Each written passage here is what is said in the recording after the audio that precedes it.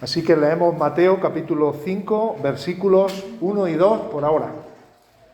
Mateo 5, 1 y 2, y como veis en letras negrillas al principio pone el Sermón del Monte. Es decir, entramos en una nueva sección que nos va a ocupar los capítulos 5, 6 y 7 y tiene que ver con lo que se ha llamado el Sermón de la Montaña o Sermón del Monte. Dice 5.1, viendo la multitud, Jesús subió al monte y sentándose vinieron a él sus discípulos y abriendo su boca les enseñaba diciendo. Vamos a parar ahí por ahora porque si no nos metemos en las bienaventuranzas y ahí ya pues vamos a tener que ir dándolas una a una, ¿verdad? Y eso quiero que sea para la próxima sesión. Ahora mismo vamos a centrarnos más en una introducción al Sermón del Monte, porque son 3 capítulos muy importantes dentro del Evangelio de Mateo, y por eso quiero que lo tengamos claro, lo que vamos a tocar, lo que vamos a estudiar y lo que vamos a tratar. El Sermón del Monte, creo no equivocarme, es de los textos más conocidos de toda la Biblia.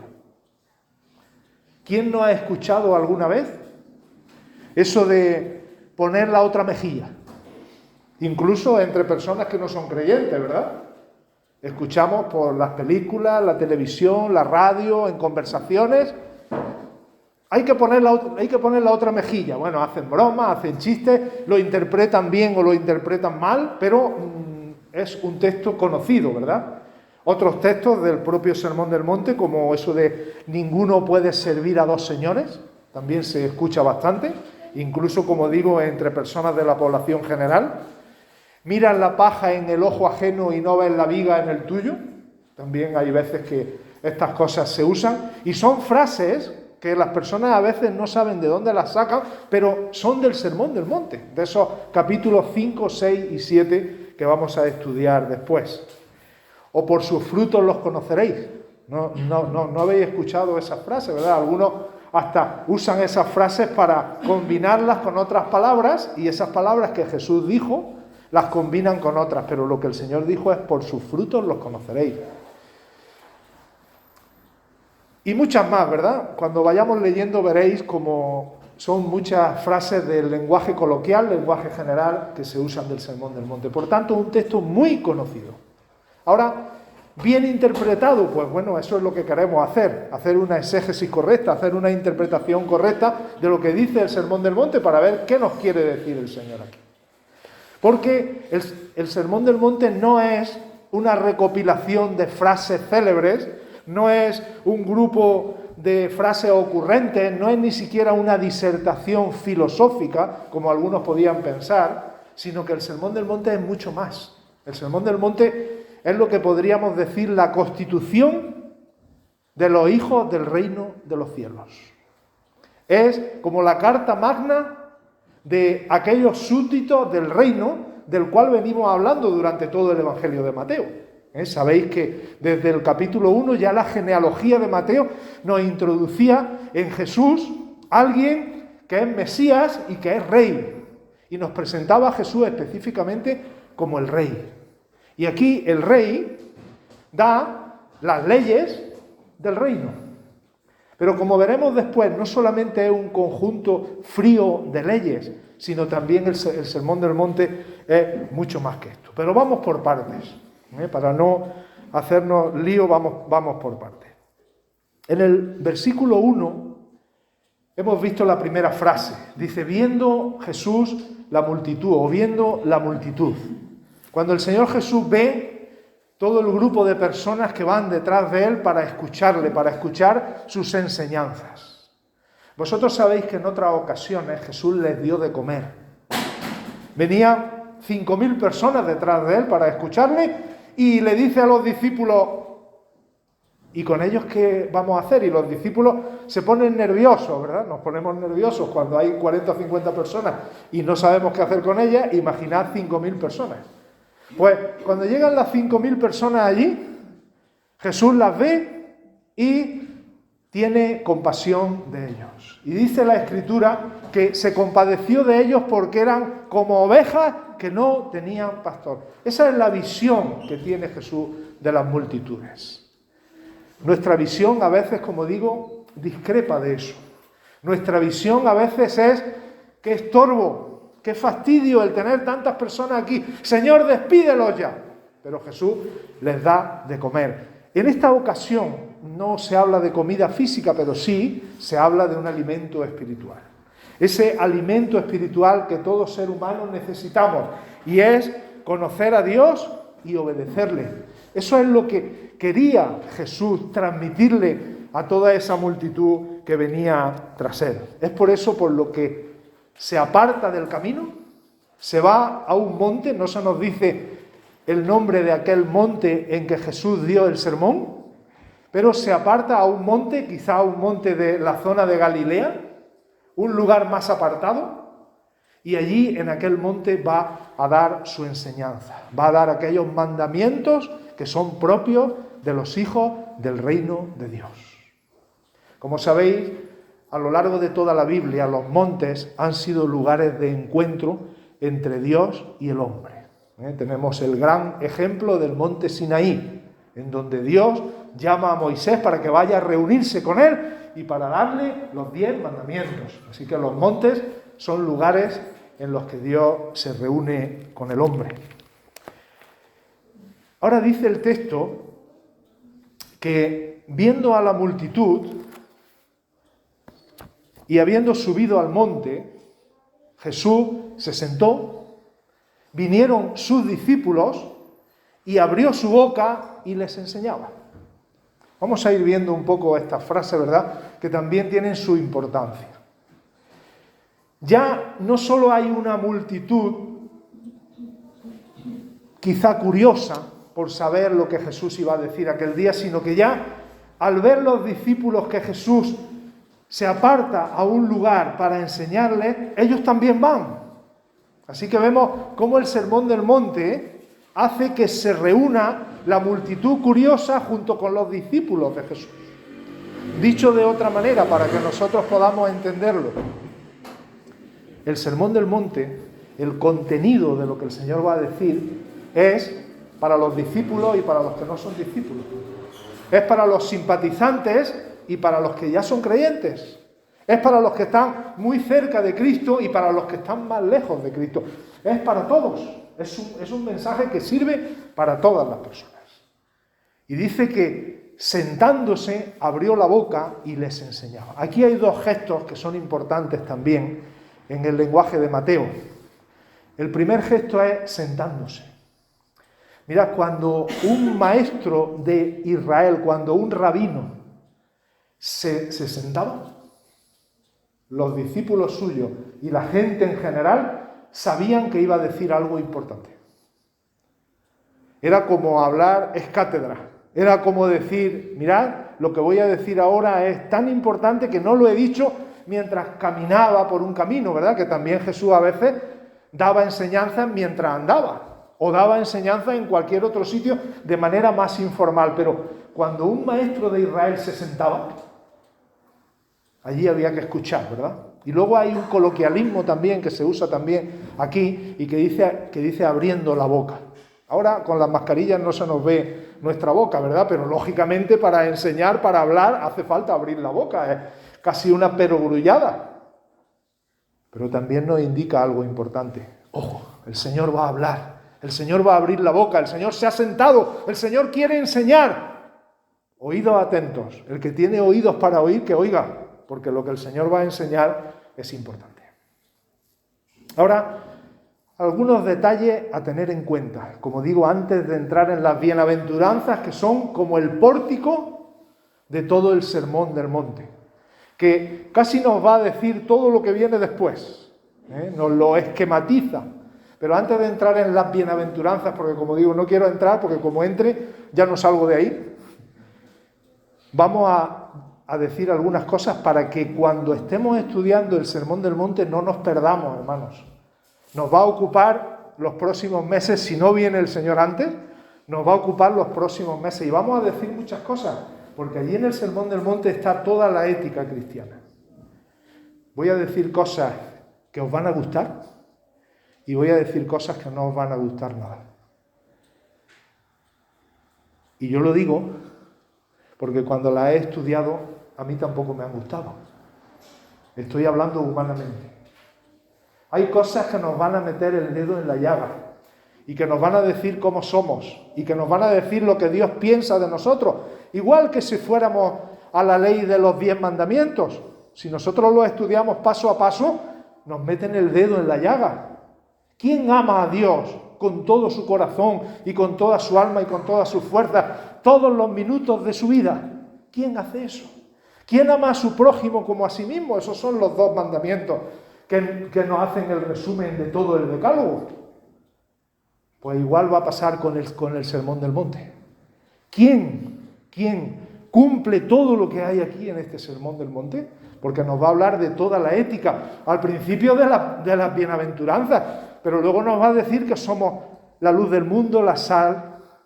Luego nos va a decir cada mandamiento de la ley, cómo se interpreta realmente, que matar no es asesinar a alguien, que es mucho más, que otra serie de pecados no es solamente lo que vemos, sino lo que hay en el corazón, etcétera, etcétera, etcétera. Así que, de alguna manera, va a ser la espada aguda de doble filo que penetre hasta el corazón. Por eso os digo, hermanos, yo siento si luego pierdo la amistad con alguien, pero van a haber cosas que no nos van a gustar, que nos van a doler y que vamos a decir, qué lejos estaba yo de la voluntad de Dios. Es por eso, para que no nos perdamos luego, tenemos que escuchar la introducción ahora. Este discurso, que ocupa 3 capítulos, como he dicho, en el Evangelio de Mateo, es un discurso que trata de las leyes éticas del reino. Ya lo hemos dicho 2 o 3 veces, pero lo vuelvo a repetir. Es un discurso que dio el Señor Jesús hace 2000 años y que es un resumen del carácter de los hijos de Dios. Cuando leemos el Sermón del Monte, nosotros vemos cómo debe ser el perfil de un hijo o de una hija de Dios. De tal forma que estamos mirando al 100% el carácter de Cristo. Hay otros textos de la Escritura que también nos reflejan el carácter de un verdadero cristiano. Por ejemplo, Gálatas capítulo 5, el fruto del Espíritu Santo. Vosotros lo conocéis porque lo hemos escuchado en esta iglesia especialmente muchas veces. Y gracias a Dios. Amor, gozo, paz, paciencia, benignidad, bondad, fidelidad, mansedumbre, templanza. Eso es el perfil de un hijo de Dios. Eso es el carácter de Cristo. Cristo es así. Cristo es amor. Cristo es gozo, es paz, es paciencia. Y nosotros, sus hijos, los hijos de Dios, los salvos por la sangre de Cristo, tenemos que ser así. Así que lo que pretende el Sermón del Monte, en principio, es darnos una serie de leyes éticas que definen el carácter del verdadero hijo y de la verdadera hija de Dios. Así somos los creyentes. Los creyentes nos comportamos así. Los creyentes tenemos que ir por ese camino. Tanto es así, hermanos, que si alguien lee el Sermón del Monte y se cree creyente y dice, yo soy un hijo, yo soy una hija de Dios, pero lee el Sermón del Monte y para él o para ella es leer chino, no ha entendido nada de lo que es el Evangelio. Si cuando lee bienaventurados los misericordiosos, dice, yo no soy de estos. Si cuando lee bienaventurados los mansos, dice, yo no soy de estos. Si cuando lee que tiene que ser la sal de la tierra y la luz del mundo, dice, yo no soy de estos. Si cuando lee los mandamientos que se dan allí, dice, yo esto es imposible, yo no lo hago nunca. Si cuando lee de perdonar a los enemigos, dice, yo no tengo por qué perdonar a los enemigos, yo a muerte con ellos. Si cuando lee de ser humilde, dice, yo humilde jamás, yo siempre tengo que estar por encima de los demás. Espero que nadie aquí sea así, pero si hay alguien aquí que cuando lea el Sermón del Monte dice, yo no tengo arte ni parte aquí en este sermón, esto no me refleja a mí, el carácter mío no está incluido aquí, ni siquiera en un 5%, en un 10%, que sepa que tiene que buscar al Señor, que tiene que arrepentirse de verdad, porque no se están dando los frutos que se esperan de un verdadero creyente. Ahora, dicho esto, ¿verdad? Que por eso digo que tenemos que dar estos pasos. Dicho esto, tenemos que aclarar algunas cosas más. Vamos a ver en todo el Sermón del Monte una serie de principios, como he dicho, morales, éticos, que tienen que ver con la conducta, que son lo más contrario al mundo que vosotros podáis imaginar.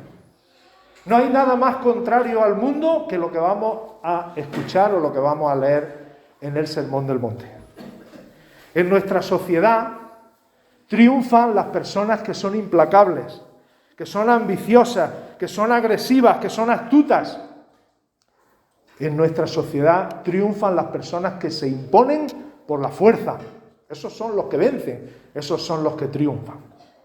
El Sermón del Monte, lo que nos enseña Jesús aquí, es que en el reino de Dios los que triunfan son los sencillos, son los humildes, son los que no se imponen, son los que ceden, son los que tienen compasión de los demás. Es por eso por lo que el mensaje del Sermón del Monte es un mensaje altamente contracultural. Va en contra de nuestra cultura. Y alguien diría, claro, va en contra de la nuestra porque en el siglo XXI hemos llegado ya a unos límites, que esto es una vergüenza, hermanos. El siglo XXI es el peor de todos los siglos. Y yo os digo que el siglo XX también, y el siglo XIX también, y el XVIII y el I también. Contracultural. Jesús no lo dio esto en el siglo XXI. Sirve para el siglo XXI, pero no lo dio en el siglo XXI. Jesús lo dio en el siglo I. Y en el siglo I era un mensaje contracultural. Y no contracultural contra el Imperio Romano. Ahora vamos a cambiar el chip un poquitín, ¿verdad? Vamos a irnos a algo de contexto histórico. Contexto histórico de los tiempos de Jesús. Los tiempos de Jesús con el Imperio Romano. Ese imperio que tenía a Palestina bajo su yugo, que le hacía pagar impuestos. Pero no vamos a hablar del Imperio Romano, no vamos a hablar de Roma. Vamos a hablar de los religiosos de la época de Jesús. Para los religiosos de la época de Jesús, ¿el Sermón del Monte era contracultural o no? Claro que sí, claro que sí. Y mucho. Mirad, en la época de Jesús, los judíos, el judaísmo, no era de una pieza. Había diferentes sectores, diferentes secciones, diferentes tendencias, diferentes sectas. Yo voy a decir algunas. Y os voy a decir cómo el mensaje de Jesús no estaba de acuerdo con lo que predicaban esas sectas. Tenemos en primer lugar, y muchas de estas sectas, o todas, aparecieron durante el periodo intertestamentario, periodo desde el final de Malaquías hasta el principio del Evangelio de Mateo. Hay ahí unos 400 años, es lo que se llama el periodo intertestamentario o entre los testamentos, en los que aparecen muchas de estas sectas de las que voy yo ahora a hablar, que son sectas del judaísmo, son sectas religiosas, de la religión de Jesús. ¿Quién eran los religiosos que habitaban con él, los que vivían con él? Sus vecinos religiosos. En primer lugar estaban los fariseos. Y no podemos explicar toda la historia de ellos, ¿verdad? Ni de dónde vienen, como digo, del siglo II antes de Cristo, etc. Pero sí que lo voy a traducir a un lenguaje de nuestra época para que lo entendamos. Mirad, los fariseos eran los legalistas, los tradicionalistas de los tiempos de Jesús. Eran esos que si tenías en tu casa una maceta que daba perejil, ellos iban a tu casa con una lupa y miraban a ver si habías dado el diezmo del perejil. Pero luego no se preocupaban de la misericordia, ni del amor, ni de la justicia. Y entraban a la casa de las viudas y le exigían un impuesto para el templo a mujeres que no tenían ni siquiera para el sustento diario. ¿Y qué les dice el Señor aquí en el Sermón del Monte? Y en toda la predicación suya, ¿verdad? En todo el Evangelio. ¿Qué es lo que les dice a estos fariseos? A estos legalistas, a estos que iban con la lupa, a estos tradicionalistas que no se preocupaban por lo que había dentro, se preocupaban por lo que se veía fuera. ¿Qué les dice el Señor? No hagáis vuestras obras para ser vistos de los hombres. No las hagáis para eso. Porque el Señor lo que mira es el corazón. Ocuparos, sí, si queréis dar el diezmo de la planta de perejil que tenéis en vuestra casa, dar el diezmo, pero ocuparos también de las cosas importantes, ocuparos del amor, ocuparos de la justicia, ocuparos de la misericordia, ocuparos de esas cosas que también el Señor quiere. Había otra secta, y tenemos que ir rápido, había otra secta que eran los saduceos, también los conocemos por algún mensaje, ¿verdad?, que hemos escuchado sobre ellos. Pero lo vamos a traducir al lenguaje de nuestra época también. Los saduceos eran los modernistas de los tiempos de Jesús. Eran esos que decían, ¿ha ocurrido un milagro? Un milagro, eso no puede existir, los milagros. Un día el Señor vendrá y los que hayan muerto en Cristo resucitarán primero. Y decían los saduceos, no hay resurrección, eso no existe. ¿Cómo va a resucitar un muerto? ¿Quién se cree eso? Y los que hayan hecho lo malo y no hayan creído van a ir al infierno. ¿El infierno? ¿Pero qué dices del infierno? Eran los modernistas de los tiempos de Jesús. No creían en el infierno, no creían en los espíritus, no creían en que hubiera un más allá, no creían en milagros, no creían en nada sobrenatural, los saduceos. Pero tenían un poder impresionante, hermanos. Eran los que ocupaban, casi todos ellos ocupaban el Sanedrín, aquel grupo de hombres que gobernaba la religión judía. Y muchos de ellos eran sumos sacerdotes. Así que fijaros el poder que tenían los saduceos. Estas personas que no creían en lo sobrenatural, y si uno no cree en lo sobrenatural, madre mía, ¿cómo va a ir adelante en la fe? Jesús les habla en el Sermón del Monte del infierno. Y Jesús les dice durante el Evangelio, vosotros erráis ignorando las Escrituras y el poder de Dios. Porque ellos eran grandes ignorantes del Pentateuco, del cual se gloriaban. Decían que ellos conocían muy bien, sobre todo el Pentateuco. Y el Pentateuco habla, y ya un día hablamos muy largo de esto. El Pentateuco habla de que Dios es un Dios de vivos, no es un Dios de muertos. Cuando le dice en la zarza a Moisés, yo soy el Dios de Abraham, de Isaac, de Jacob. Hombres que llevaban ya siglos muertos, Dios se presenta como el Dios que es el Dios de Abraham, el Dios de vivos, no el Dios de muertos. Y les dice Jesús, vosotros erráis ignorando las Escrituras y el poder de Dios.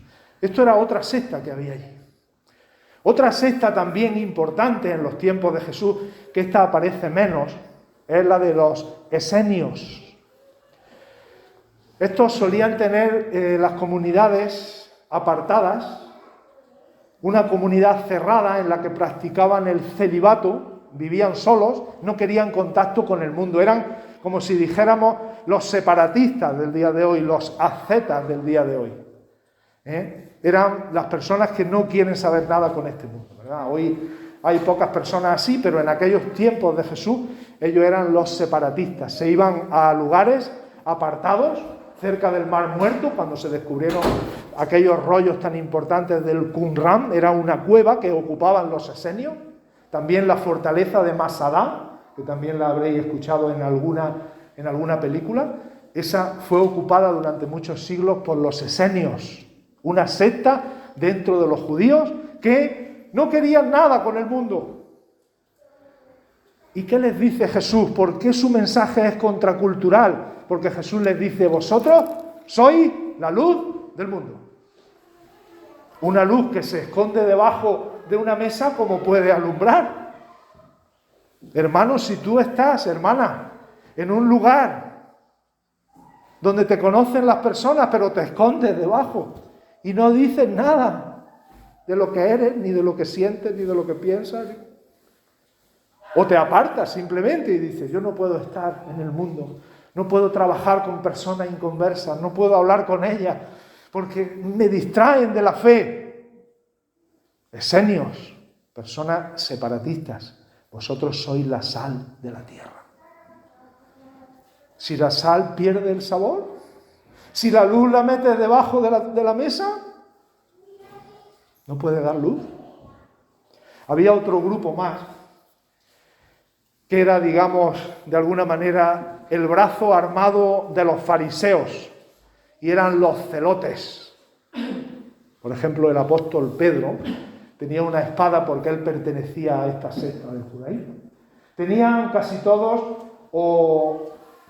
una espada, algunos de ellos, otros tenían también alguna otra arma como un puñal para hacer la lucha armada contra el Imperio Romano. Ellos querían que por la fuerza poder librarse del aplastamiento que tenía Roma sobre ellos. Y estos activistas violentos también reciben su parte en el Sermón del Monte, cuando el Señor dice, no resistáis al que es malo. Amad a vuestros enemigos. Jesús les está diciendo a los celotes que la batalla a librar tiene que ver con adoración, no tiene que ver con revolución. Les dice que el amor puede doblegar a los enemigos de una manera más poderosa que las armas y que la fuerza. El Señor les está diciendo eso también a los celotes. Jesús no era celote, no era saduceo, no era fariseo, no era esenio. Su mensaje va contra la cultura de su época. Otro aspecto más, para que en el Sermón del Monte no nos perdamos. Mirad, hermanos, y este quizá es el aspecto central de todo lo que vamos a decir. El Sermón del Monte no es el camino para ser salvo. Leyendo el Sermón del Monte y practicando el Sermón del Monte, nunca seremos salvos. En ningún lugar del sermón dice, cumple lo que dice aquí y serás salvo. En ningún sitio.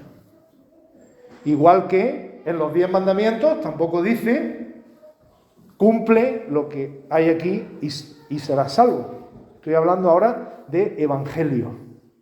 Cuidado. ¿Y por qué no dice el Señor eso? Porque sabe que al 100% no lo podemos cumplir.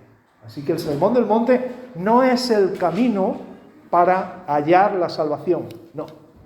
El Sermón del Monte, ya lo hemos dicho antes, es más bien el reflejo del carácter de los que ya hemos sido salvos. Así que el carácter de un verdadero creyente lo podemos ver aquí. Al 100% no, al 100% solamente Jesús, solamente Cristo. Pero el Evangelio sigue siendo el mismo. Cree en el Señor Jesucristo y será salvo, eso sí, eso sí. Practica lo que dice la ley y serás salvo, no podrás. Practica lo que dice el Sermón del Monte, más difícil todavía que la ley, y serás salvo, no podrás. Por tanto, el sermón nos debe conducir a Cristo. Si nosotros cuando leemos el Sermón del Monte, eso no nos lleva a los pies de Cristo, no nos lleva a decirle, Señor, sálvame, Señor, me reconozco como un leproso de aquellos que se presentaban delante de ti, sálvame, Señor. Si eso no nos lleva al Sermón del Monte a hacerlo, no se habrá cumplido la función para lo que fue dado. Es importante que nosotros nos demos cuenta de esto, porque nuestra vida de santificación debe seguir las pautas del sermón, pero nuestra vida para alcanzar la salvación no es suficiente con el sermón. Si tú solamente vas al monte del sermón, vas a hallar condenación. Si tú vas al monte Calvario, hallarás la salvación. Si tú te acercas al monte del sermón simplemente diciendo, bueno, Señor, yo quiero aquí encontrar la santidad, no la encontrarás al 100%. Si tú te acercas al Calvario y le dices, Señor, perdóname, el Señor perdonará tus pecados y esa misma sangre te capacitará para reproducir el verdadero carácter cristiano. Dicho de otra manera, por nuestras propias fuerzas no vamos a poder cumplir lo que vamos a leer en el sermón. Hace falta un poder sobrenatural. Hace falta una fuerza que nos venga de fuera, no la que tenemos nosotros, para cumplir lo que hay en el sermón. Así que voy a hacer un pequeño resumen para concluir esta introducción al Sermón del Monte. ¿Cuál es la importancia del Sermón del Monte para el hombre y la mujer de hoy? Lo voy a resumir en 3 apartados. Importancia del Sermón del Monte para el hombre y la mujer de hoy. Como digo, las introducciones son más tediosas a veces, pero son necesarias para que nos situemos en donde estamos. En primer lugar, la importancia del Sermón del Monte para el hombre y la mujer de hoy es que el Sermón del Monte nos habla de lo que hay dentro, del corazón. De que Dios no solamente quiere acciones justas, sino también quiere motivaciones justas. Que no sirve hacer las cosas para que nos vean, sirve hacer las cosas con el corazón. Dios demanda no solo que hagamos lo correcto, sino que seamos rectos. Eso es lo que el Señor quiere y eso es lo que nos enseña el Sermón del Monte. Nos enseña que el Señor, la forma de aproximarse al corazón nuestro que tiene es hacerlo mediante la regeneración a través del Espíritu Santo.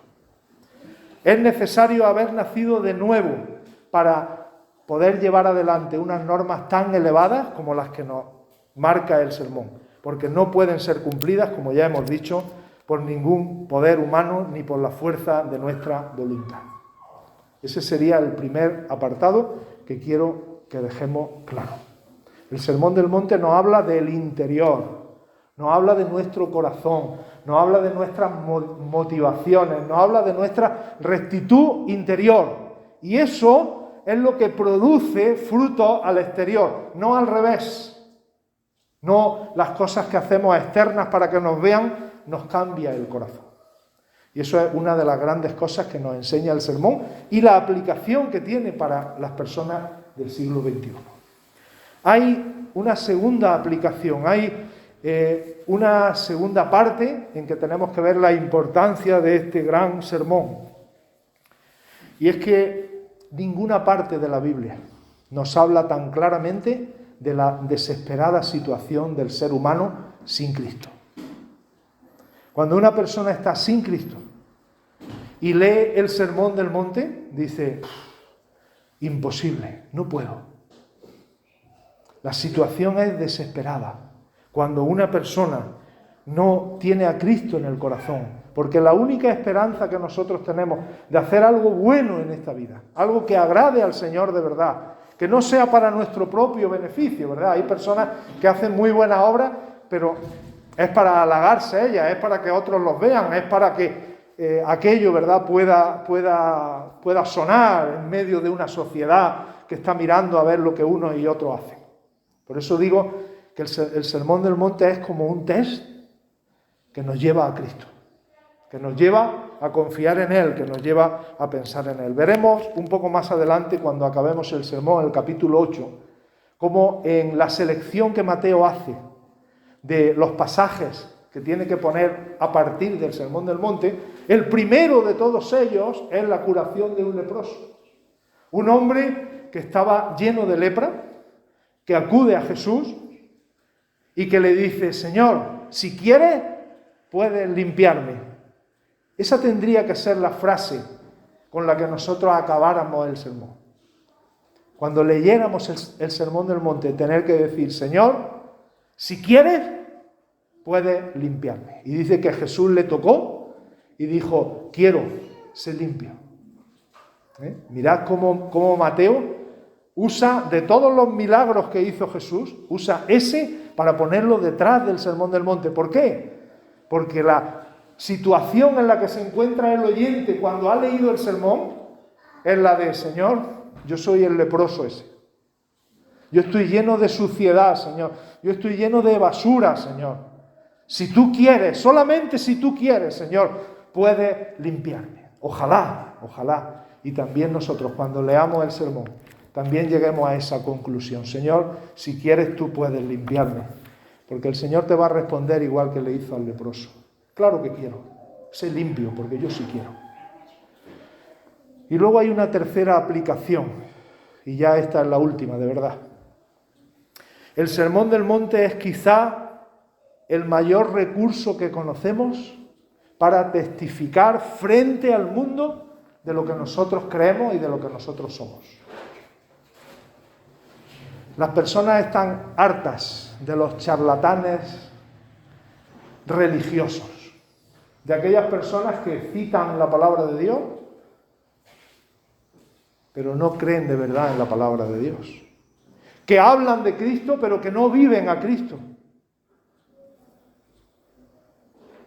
Eso no llega. Pero si una persona obedece a lo que el Señor dice aquí, eso es una herramienta de las más importantes que nosotros los creyentes tenemos para evangelizar. Las personas verán la diferencia entre un religioso y un cristiano auténtico. Verán a alguien que realmente ama de verdad, que siente de verdad, que tiene al Señor dentro de verdad. Y por eso es un recurso muy importante que no debemos menospreciar, hermanos, a la hora de evangelizar. El Señor nos dice aquí lo que tenemos que hacer para atraer a las personas a Cristo. Sabéis que muchas personas se convirtieron en su tiempo porque veían el amor y el gozo que había en medio de la congregación cristiana.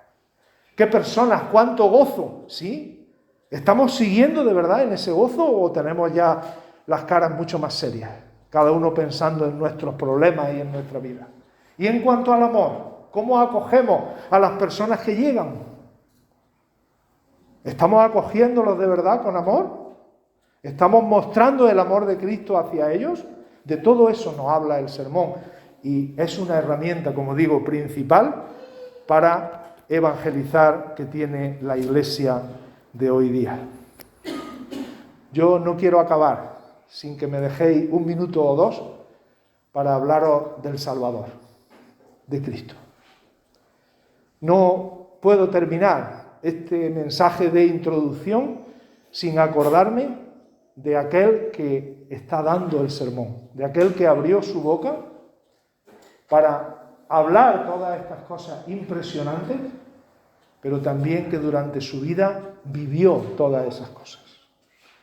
Todo lo que vamos a leer aquí en el sermón, él lo practicó. No hizo nunca maldad, nunca se halló engaño en su boca.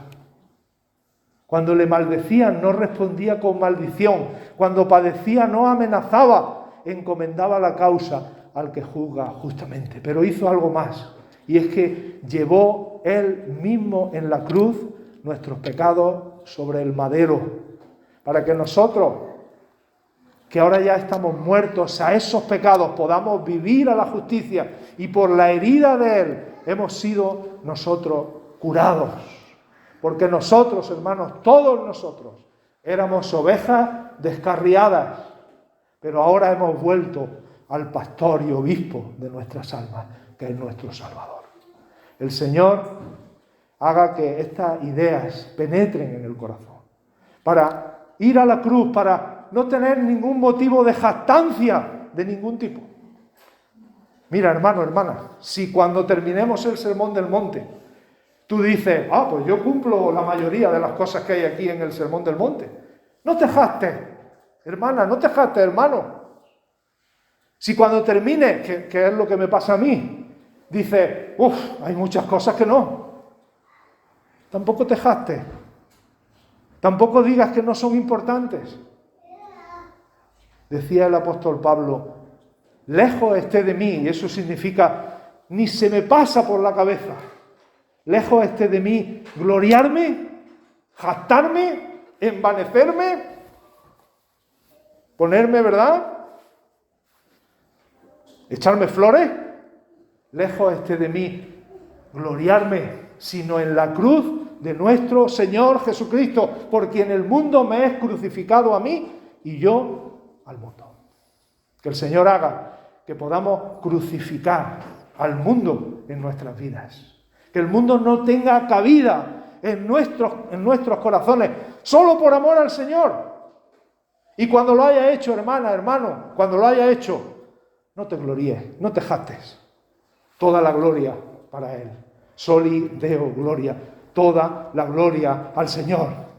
Él es el que produce en ti tanto el querer como el hacer por su buena voluntad. Tú no has hecho nada, simplemente eres un siervo, simplemente eres alguien que ha recibido la gracia de Dios, un recipiente de la gracia de Dios. Y cuando el Señor ha obrado en ti, haciendo cualquier cosa, llevando a alguien al Señor, haciendo una buena obra, practicando los mandamientos del Señor, dale gloria a Dios, no te gloríes en ti mismo, porque es por la cruz de Cristo, porque tú eres salvo, y es por el Espíritu de Dios, el bendito y santo Espíritu de Dios, por lo que tú puedes reproducir el fruto del Espíritu, que es el carácter de nuestro bendito Salvador, nuestro amado Señor. A Él sea toda la gloria por todos los siglos. Amén. Amén. Vamos a orar.